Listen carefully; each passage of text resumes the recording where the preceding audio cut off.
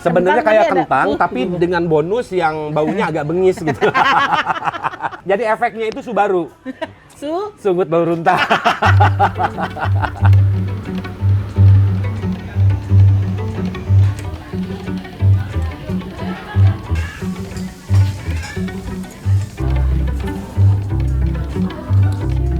Mau diaduknya.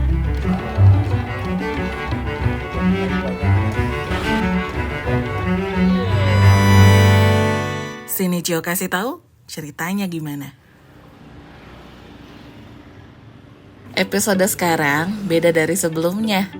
Di bulan Ramadan ini aku coba untuk banyak mengenal sumber rasa.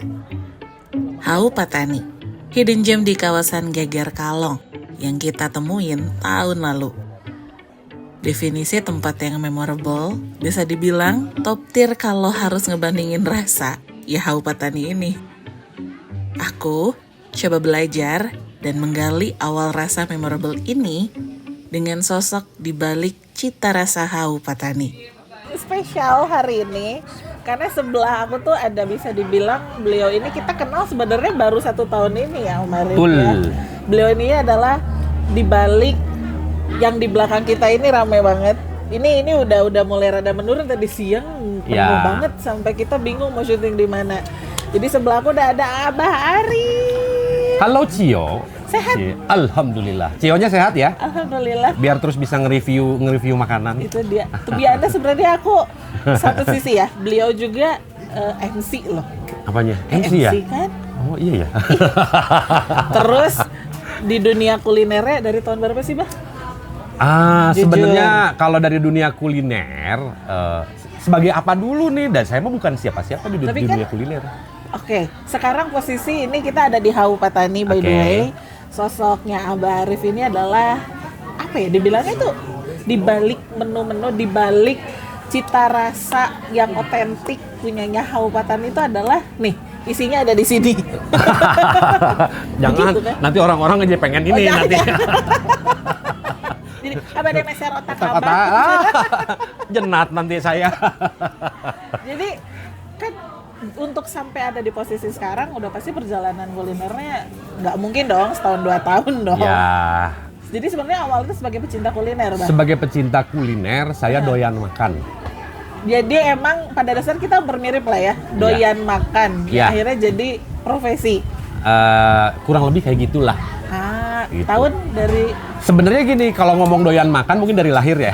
oh iya, secara manusiawi ya. Iya, dari lahir doyan makan.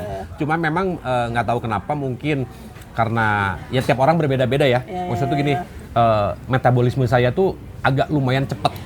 Jadi saya makannya tuh banyak, terus terang aja.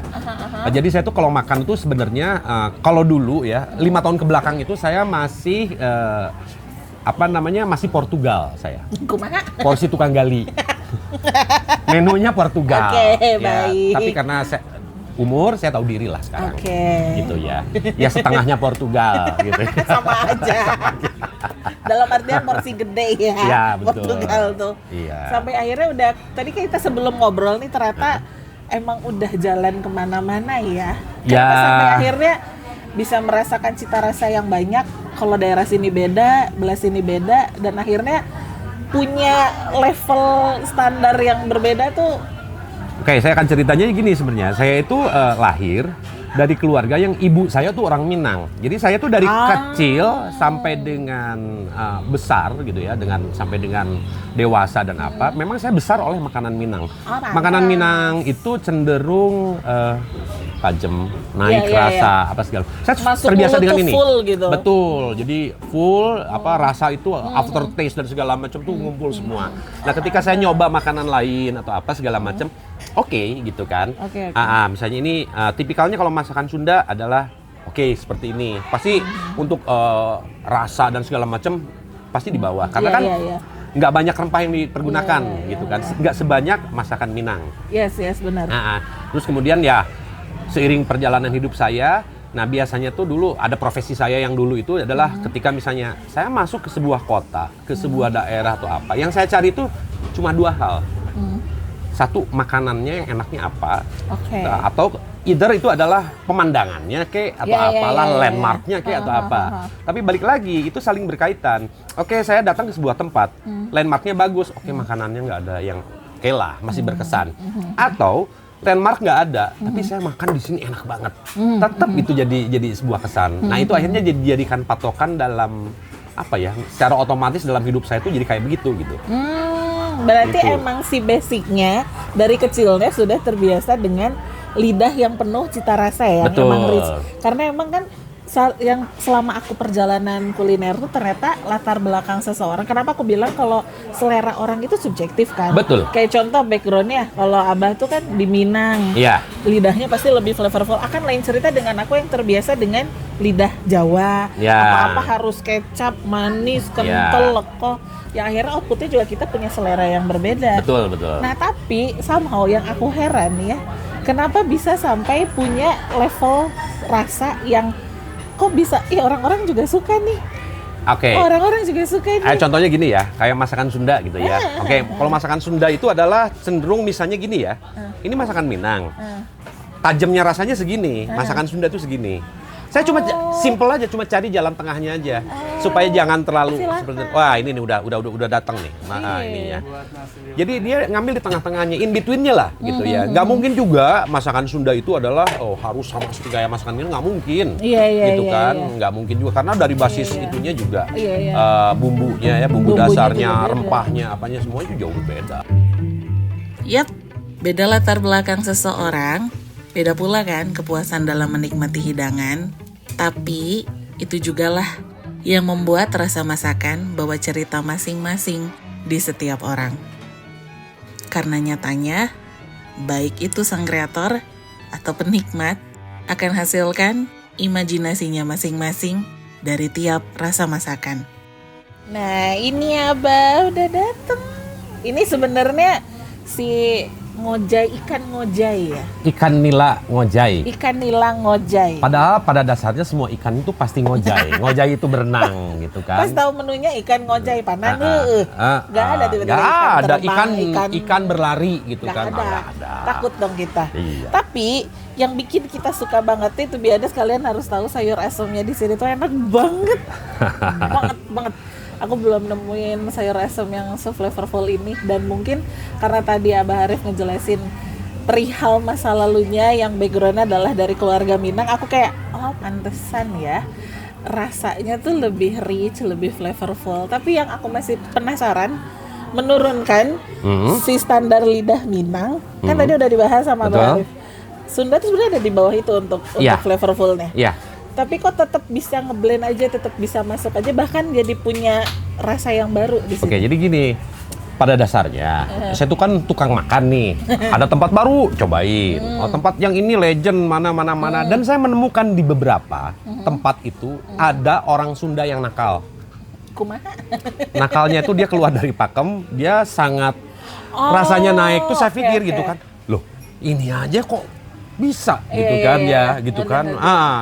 Kenapa sekarang kita nggak bisa bikin yang lebih, yang istilahnya tuh yang dimirip-miripin gitu kan. Tapi kalau dari menurut pengalaman, kan aku mah belum ngerasain yang rasa cita rasa Minang asli origin dari sana.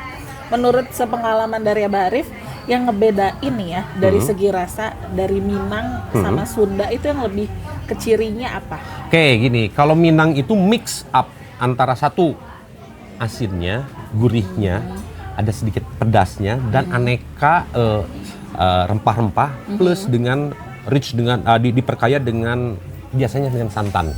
Oke ya, itu basic Padang kebanyakan seperti itu. Kita mau ngomong apa? Rendang, pange, cubada, apapun gitu ya. Seperti itu. Sementara kalau Sunda itu lebih cenderung kepada dia cuma ada gurih, ada sedikit-sedikit manisnya. Oh ya, mangga. Silakan. Itu juga salah satu bintang tamu nih ya. Nah, bintang tamu ini pete tumis pedak pete. Ya Allah, lanjut gitu lagi dulu nih Abah. Jadi intinya apa? Sampai mana sih tadi? Ganggu sih dia. Soal santan yang ada di Minang itu. Tapi kalau di Sunda itu dia lebih cenderung misalnya tuh gurih, asin, ada semi manisnya. Tapi kalau ada pedesnya bener-bener Iya, iya, iya. karena dia apa Cengkeh basis banget gitu ya? basisnya itu kan cabai rawit. Beda dengan masakan Minang yang rata-rata itu dia kalau nggak cabai keriting, cabai merah. Oh, pemilihan Gitu. cabenya pun beda. Beda. Ya? Jadi Oke, tiba-tiba oke. kalau misalnya apa namanya, mohon maaf nih musim hujan ya karena. Jadi yang namanya Sunda itu paling menonjol tuh ada sisi pedas. Pedasnya tuh Iya, benar. gitu kan. Nah, akhirnya saya lihat gitu kan, kenapa sih gitu ya? Ada beberapa rumah makan, warung makan nasi Sunda yang dia tuh di atas rata-rata. Iya. Flavorful apa segala Oke, macam. Dan akhirnya oke. berangkat dari situ, ya kita coba. Ini masuk sih. Dan Sangat. ya karena kita tes dulu ke berbagai orang nih gimana nih setajam ini apakah masuk atau tidak. Dan survei membuktikan bahwa masuk. Ya, Iya, gitu. banget, itu. banget. Ya. Karena Gitu. ya kalau misalnya tadi kita kasih lihat si kuahnya ini, sayur asamnya kan biasanya warnanya lebih ke keruh yang coklat, Ya. lebih ke apa ya? Kelihatan tidak apa warnanya Pucet-pucet. pun ya warnanya pun agak cenderung agak lebih kelihatan agak bening-bening gitu kan. Minimal Dan- kalau ini tuh lebih ke orange, Iya. terus kelihatan rempahnya nih kayak aku sambil nyicipin ya, ya. ini sambil kayak- dicicipin. Tuh, Jadi Apa saya ya? juga ikut-ikutan nih. ada asemnya, pedesnya tipis, tapi ada manisnya juga. Iya, itu kan khasnya Sunda yang saya tadi bilang. Ada asin, gurih, Iya, kemudian ada semi Si manisnya. manisnya itu. Nah, tapi tiba-tiba nanti muncul rasa pedas yang Iya, amat iya. sangat Iya, gitu iya, kan. Makanya kita masukin tuh cabai rawit. Ada, dan cabai rawitnya tuh beneran utuh, bukan yang dicocok Ya, atau kenapa? dipotong, beneran utuh. Takutnya tuh kalau ada orang kan macam-macam ya, ada yang seneng tingkat kepedasannya sedang, Oh, iya. ada yang. Jadi kalau misalnya memang dia termasuk turunan Merak yang memang suka sekali dengan rasa pedas gitu kan, ya langsung Jebakan gigit gitu. Batman. Iya. Dan kenapa memilih nila? Tadi juga sempat suami ikut nanya. Iya. Kan nila tuh ada banyak macamnya. Ya. Kenapa finally memutuskan inilah apa nih, Mbak? Ya, ini nilanya itu yang Nila bule kulitnya ini ya? nilanya tuh merah ke putih itu. Jadi bukan nila yang hitam, yang sisiknya hitam. Karena sepengetahuan aku banyaknya hitam. Ya, karena nila setitik rusak susu sebelanga. Sebelanga. Jadi sebenarnya nggak tahu kenapa ya. Kalau yang nilai yang berwarna ini kan kita lebih gampang mendeteksinya. Heeh. Kalau misalnya pas dia lagi hidup atau apa, oh ini kotor atau tidak. Oh ini ketahuan gitu. Gampang bersihinnya Oh, gitu dari kan. segi rasa? Dari segi rasa pun ternyata ada bonusnya. Oh, Gitu oke. ternyata. Emang lebih flavorful, lebih ke- Lebih gimana ya? Lebih nggak bau tanah nggak bau banget. tanah banget gitu. Jadi karena apa terdeteksi gitu kan? Oke. Karena yang oke. ternyata setelah kita teliti bau tanah itu akibat si airnya ya, airnya itu ngaruh lumpur itu kan. Tapi so far aku makan ini karena mungkin si nilainya digoreng dulu. Ya, Kenapa digoreng dulu biar? ya sekarang gini kalau misalnya nggak digoreng dulu, langsung ke sana pertama lama, Aha. keburu ngamuk nanti. Iya. Orang lapar ya. Oke. Simpel aja sih gitu. Dan kalau digoreng itu adalah salah satunya dia cepet gitu kan. Itu satu. Terus nomor dua, kan kita bikin kuahnya itu langsung. Jadi bukan kita bikin kuah pagi-pagi kita bikin terus sampai ini tutup. Nggak kayak begitu. Jadi siapapun yang pesan di sini, mau pesan sayur asam atau nila, ngojek kayak gitu. Maka kuah dan yang lain-lain itu adalah langsung dibuat seketika. Gitu. Pantesan. Nah, berarti kalian harus coba, sorry ya kalau nggak Iya. Bibita. Dan pertanyaan yang kedua adalah, Ya. saya bukan bebek lovers, Ya. tapi saya jadi ketagihan bebek di sini. Ya. Cara pengolahan bebek tuh challenging-nya di mana? Challenging-nya itu cuma satu aja ya. Syarat makan bebek itu satu. Isunya apa sih? Anyir, Ya, amis. baunya itu loh. Ya, terus nomor dua lihat. Aha. Dia tidak lihat. Tapi kan kebanyakan orang tuh kan makan itu kalau makan daging-dagingan, Aha. pleasure-nya mereka itu di mana? Oh, dagingnya empuk. Oh, dagingnya juicy. Oh, kalau misalnya contoh kalau kambing nggak bau perengus, ya samain aja. Iya benar. Sesimpel itu. Padahal gitu ini kan. dibakar loh. Kan biasanya Iya. kalau bakar lebih susah kan Betul, ngolahnya. Karena betul. nggak garing, kalau garing gampang tinggal digoreng-garing udah Iya. hancur bakalan Iya. hilang. Di sini kan ada yang namanya R&D ya. Jadi di tahap itulah kita berjuang mati-matian, berdarah-darah, saudara-saudara, gitu kan, berdarah-darah gitu di situ untuk menghasilkan sampai tujuannya tercapai gitu kan. Jadi sama dengan sejarahnya dibukanya Tahu Patani ini. Dulu ditanya ownernya, kapan buka? Nggak tahu. Bangunannya udah ada. Kenapa? Karena tiap hari kita R&D kan, sampai di rasa yang kita inginkan itu tercapai. Tapi kan balik lagi, hari ini tercapai, besoknya enggak, berarti masih belum stabil dong. Iya. Artinya orang dapur itu memang harus stabil dulu, baru kita berani buka. Yang PR ternyata stabil juga ya. Iya harus stabil lah. Iya. Jadi artinya gini, nobody's perfect lah, manusia nggak ada yang Iya. sempurna. Tapi maksudnya gini, kalau di persentase itu, kalau rasa tuh bisa dia naik, bisa turun itu nggak lebih dari 10% lah I see, gitu. I see. Takaran itu Betty lah. Beda tipis. Itu. Ini terakhir nih menu yang aku mau ngobrol. Sibuk soalnya beliau nih. Kita coba ini juga pertama aku Iya. suka. Ini pedanya enak banget. Namanya apa tadi, Mbak? Tumis peda putih. Tumis peda putih. Ini Sebenarnya ada dua ya, termasuk dengan tumis peda jengkol. Yang kapan? Ini pertama kali aku suka makan jengkol tuh adalah di sini. Kayak cuma di sini doang sih aku mau makan jengkol. Kayak kok bisa sih menentukan yang namanya si peda ini dipaduin dan rasa si yang jengkol waktu kapan aku cobain. Kan maksudnya jengkol tuh rada getir ya. Betul. Rada ada rasa apa ya? Sebenarnya Masih bukan rasa sayur. kentang sih ya. Sebenarnya Kentang kayak tapi ada kentang tapi dengan bonus yang baunya agak bengis gitu. Jadi efeknya itu Subaru. Sungut bau runtah. Jadi kalau masalah ginilah, orang Sunda itu dia tuh salah satunya itu adalah apa? Senang sekali dengan makan ikan asin. Iya harus. Ya, basis ikan asin tuh mereka tuh suka banget. Yes. Apalagi kalau kita ke desa, ke lembur lah, ke desa-desa atau apa segala macam. Enaknya makan apa sih? Asin ikan nasi juga enak asin. udah. Ya. Ikan asin, tapi kan harus ada sambel apa segala macam. Nah, kalau filosofi kayak begini, cuma ada nasi doang. Cuma ini doang, nggak usah bikin sambal karena apa? Cengeknya juga nanti sudah ada semua. Udah langsung makan. Nah, kurang lebih kayak gitu. Ini tuh osengan tumisannya cengek, cabe, daun ada bawang, daun bawang, kemangi, pete dan jengkol, ya cabe merahnya ya. Serius enak. Ya kan, langsung kan? Langsung. Iya. Gak usah tambahan sambal. Nah, gitu. kurang Tapi lebih. kalau aku tanya nih ya sama Nah. Abah Harif, terakhir pertanyaan terakhir buat Abah Harif. Nggak mau lima terakhir Nggak juga mau. nggak masalah. Nggak mau. Di antara semua menu Hau Patani, Ah. yang menurut Abah tuh yang favorit Abah, recommended menurut Abah Harif apa? Ya, yang Jangan ngomong semua ya. Ya, pastilah. Salah satunya memang ini. Bebek. Ini flagship kita lah. Oh, si sayur asem. Sayur asemnya, Iya, enak mangga cobian, karena itu yang jadi pembeda Hawu Patani dengan yang lain, gitu ya. Terus kemudian juga di sini sambalnya juga kita sedikit berbeda dengan yang lain. Enak banget. Kita ada beberapa tipe sambal ya. Iya. Ada sambal dadak, ada sambal tomat, ada sambal honye, Iya. gitu Oh, iya, kan. Manji belum nyoba nih, nanti nyoba yang Terus yang nomor 2, ya ini. Yang pete apa yang jengkol? Dua-duanya.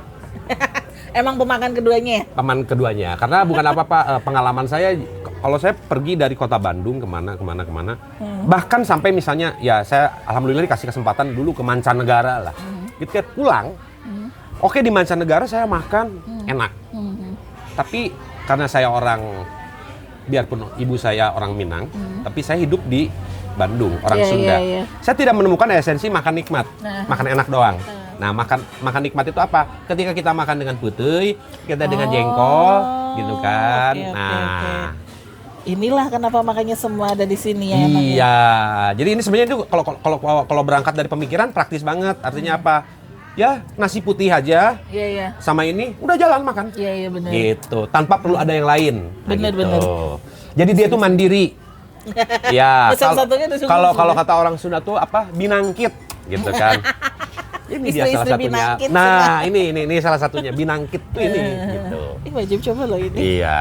Dan by the way terima kasih lah Mbak Arif karena Sama-sama. saya di sini ya suka 2 menu yang tadinya saya nggak makan itu sama sekali, bebek Ah. dan jengkol.